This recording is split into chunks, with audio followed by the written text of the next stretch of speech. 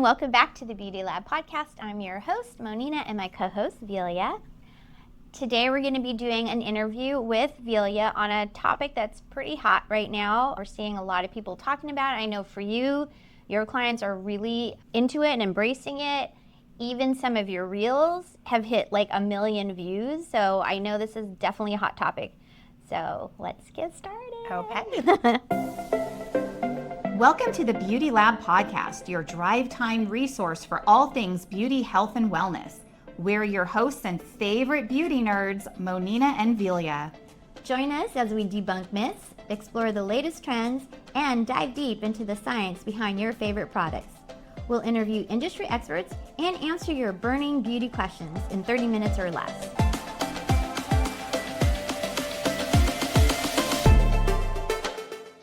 All right, so today's topic is gray coverage versus gray blending. Until I started seeing your reels, I didn't really know what the concept was of the blending, but why don't we start with explain what is gray coverage first? Okay, so gray coverage, the goal of gray coverage is total concealment of your gray. 100% of your gray is covered. Normally, permanent hair color is used to cover the gray. And the best analogy I can use to describe it is think of wearing a black mini skirt and, well, think of me wearing a black mini skirt because you're already tan in the winter with my super white legs. Okay. So that's a really harsh contrast, right? The black mini skirt and my super white legs. Okay. So if I wanted to have no contrast, I would put on a pair of totally opaque black leggings under my mini skirt. So now the black mini skirt and my black leggings totally match. You cannot see my skin through the leggings. Okay. Okay, so that's like coverage, right? Okay. And gray blending, the goal of gray blending is to integrate the gray hair into your overall color at the end of your service, which will incorporate a lot of dimension using highlights and lowlights and sometimes demi-permanent color. But going back to the leggings analogy, again, black mini skirt on my white legs, if I was going to just kind of soften that contrast, I would put on a pair of sheer black tights. So you don't see that super black and white almost contrast between my skirt and the legs, but you can still see my skin through the sheer black leggings, but it's not such a harsh contrast. Okay. So this is for people who maybe want to embrace the gray, but they're not totally ready to just go all gray. Yes. So this would be kind of a good in-between, or actually be a great way to test and see if you want to go gray, right?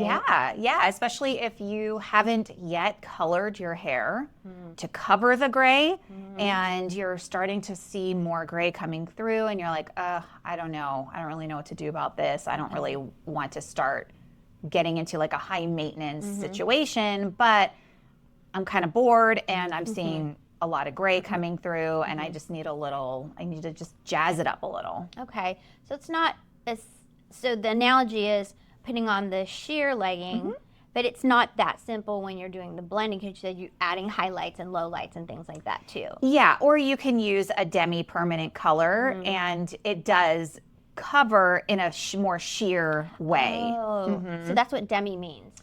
Yes, demi-permanent color is different than permanent color where it will wash out versus permanent color does not wash out.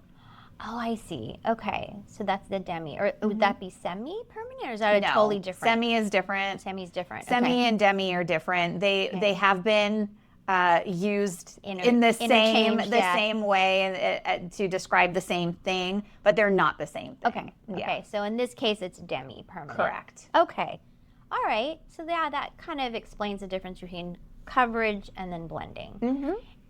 Yes, and I do see you do that on every hair color. So it's not just light color. You've done redheads, but you said it's possible for darker, like someone like me too. Yeah, you can do gray blending on blondes that are starting to see gray, on brunettes, on redheads. You can do gray blending on any natural hair color. Got it.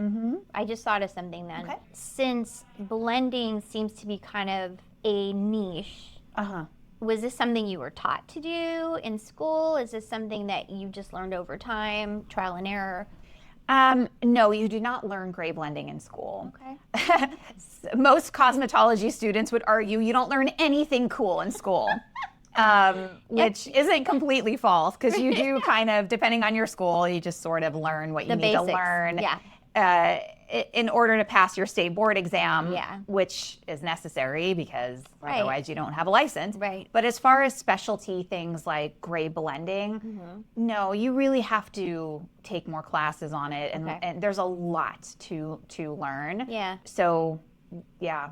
It's also like just coloring, right? Some hairstylists don't even want to color. It's like that's not their thing, right? So, okay, so you definitely want someone with experience to do the blending. Experienced in gray blending. In gray blending, okay. Okay, so guys, keep that in mind. All right, well then let's move on to the next question then. Could you break down the pros and the cons then? So let's start with pros and cons of the gray coverage first. Let's talk about that. Yeah, so I would say the biggest pro of gray coverage is that you don't see any gray. Once it's covered, it's covered. Right? I know. There's the perceived youthfulness that comes from not seeing any gray. Yeah. And it doesn't wash out. The color won't fade. It won't wash out. I mean, all color fades a little bit. I'm sure if there's any hairstylists on here, they're going to get mad at me for saying that it doesn't fade. Yes. It'll fade if you don't take care of it properly, but for the most part, it doesn't. It won't fade out to the point where you're going to start seeing your gray that was previously covered through it. You're just starting to see the gray as the hair is growing out. Right. You'll see the regrowth gray. Regrowth, okay. And the cons are, depending on how much gray you have, you could be in the salon getting your gray covered every 3 to 6 weeks. So that's kind of a big deal for a lot of people who don't want a high maintenance hair color. And then as your color's growing out and you start seeing that regrowth, the regrowth is gonna have a harsh line. Right. Also depending on how much gray you have. So if you have a little bit of gray, you're not gonna really worry that much about the harsh line. But if you have like a lot of gray, 75% or more, then you're really gonna see that gray growing out. And you know, the more maintenance, the more money. So it can cost more money to maintain. More time, more money. More time, more money.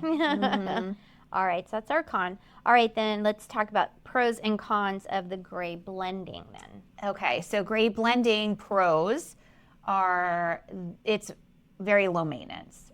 It's not no maintenance, but it's much lower maintenance. So depending on what you do in order, because there's several different ways of gray blending, but you could be someone who falls into the 8 to 16 week maintenance in the salon category.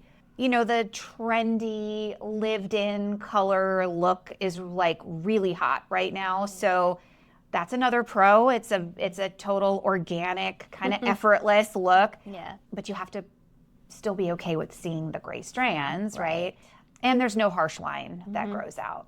So those are the basic pros. Okay. And the cons, you still see gray. You know, that does kind of suck. But unless you're not, you know, it's no problem for you. Yeah, and if you're trying to embrace it, yes, it's kind of a good segue into possibly going all gray. Yeah, and then the color can fade depending on what you're doing. If you're doing highlights don't fade, but you might need to refresh your toner, that kind of thing. Okay. Low lights, depending on the color that you use, they won't fade, but they do have the ability to fade. Demi-permanent color will fade, but you kind of want it to fade, right? Because you don't want a harsh line growing out. So if you're using a demi-permanent color, it's gonna fade. Right. And the hardest part, I think, with going on the gray blending route is finding a stylist, we just talked about this, that is skilled in gray blending, because that is actually kind of a challenge. Yeah. It's not a very sexy thing to do. I've been doing it for years and I never posted about it. Yeah. I've never posted about it. I've been doing it the majority of my career. Wow. And I you know, about a month ago, I started posting about gray blending, and all of a sudden, all of these people are coming out of the woodwork, like very curious about it. And it just kind of opened my eyes to how big this has actually become. Yeah, and do you feel like it's because of the demographics that you're servicing? They're kind of at that age group where it's like, okay, I'm going gray, or I really don't want to spend the time and the money anymore, you know? You know what's funny is that even as an 18-year-old hairstylist, all of my clients were like in their 40s, 50s. Okay. I feel like at my age now, I have a lot more young clients than I ever had before, which is kind of interesting. Okay. But I don't think it's the demographic. I think it's the times. Really? Yeah, because I've always had gray and gray coverage clients. It's actually a pretty good business decision to do gray coverage. Well, yeah. It's not super sexy. And I do things that are fun too, like Of course. the fun colors and the balayages and all that kind of stuff.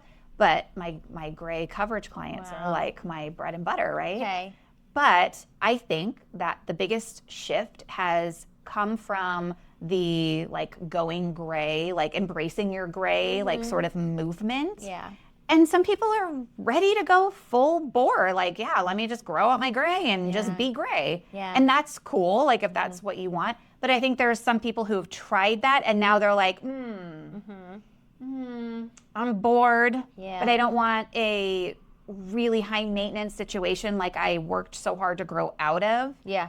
And kind of want something in between. Yeah. So the gray blending has become like so incredibly popular. Okay. And it's perfect for that. Yeah. That exact person. I feel like it's a nice alternative because it's not just total coverage or all gray. Yeah. It's like a nice in between.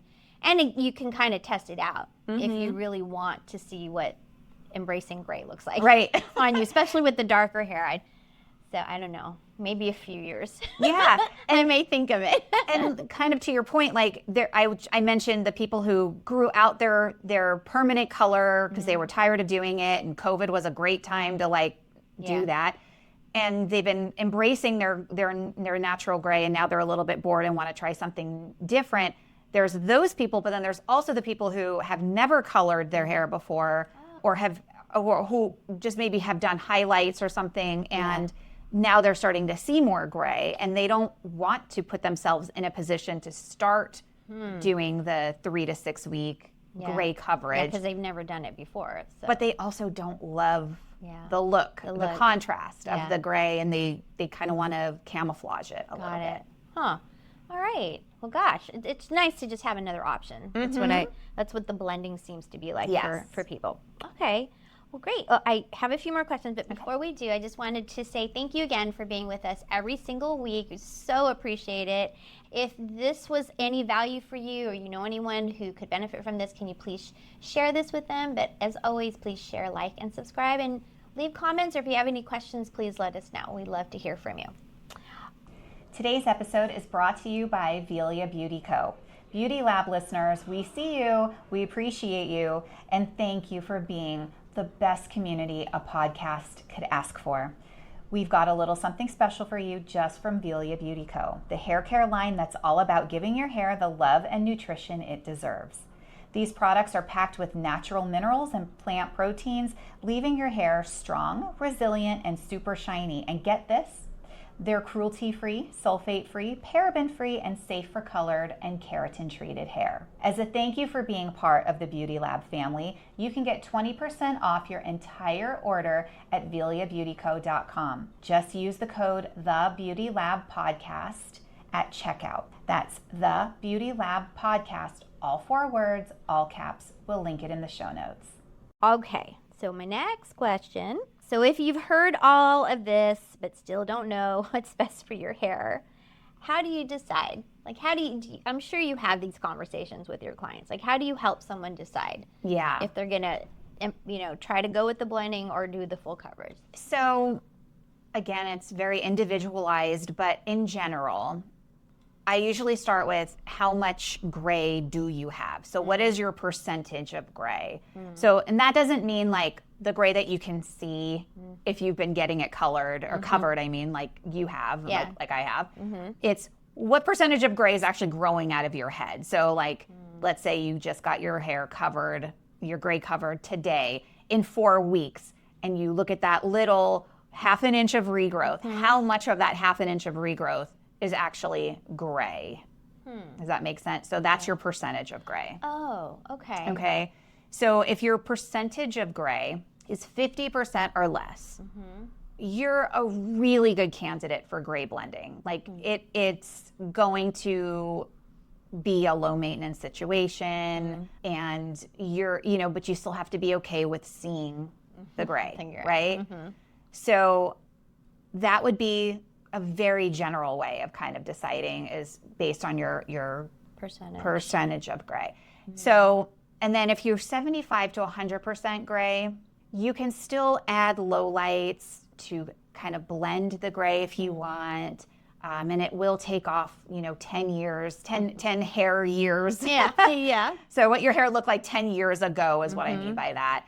But if you don't want to grow out your gray, then doing a gray coverage, permanent color is a much better option, because it does get really tricky to maintain a low maintenance gray blend when you're 75 to 100% gray. Got it. Okay. So definitely talk to your hairstylist and then actually ask them, do they even know how to do gray blending? Yes. That's a good first question. Good first question, for sure. Okay. All right, that makes sense. So my next question is, do both of them actually, do either of them or both of them require at-home maintenance?